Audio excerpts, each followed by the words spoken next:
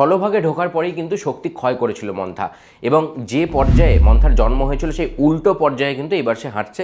তার ফলে সেখান থেকে ঘূর্ণিঝড় থেকে ধীরে ধীরে নিম্নচাপ, এবং নিম্নচাপ থেকে কিন্তু পরবর্তীকালে এই মুহূর্তে ঘূর্ণাবর্তের রূপ নিয়েছে, এবং তা গত কয়েকদিন গাঙ্গেয় পশ্চিমবঙ্গ এবং বাংলাদেশের উপকূলীয় অঞ্চলে কিন্তু তার অবস্থান ছিল।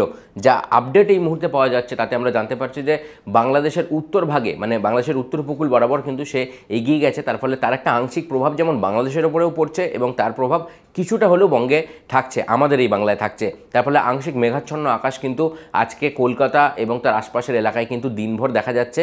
তবে সোমবার থেকে কিন্তু কিছুটা হলেও শীতপ্রেমীদের জন্য খুশির খবর থাকছে, কারণ টেম্পারেচার ড্রপ মানে পাড়া পতনের ইঙ্গিত দিচ্ছে আবহাওয়া দপ্তর। বলছে যে শুষ্ক আবহাওয়া কিন্তু সোমবার থেকেই দেখা যাবে, এবং প্রায় 3 থেকে 4 ডিগ্রি পর্যন্ত পাড়াপতন দেখা যেতে পারে।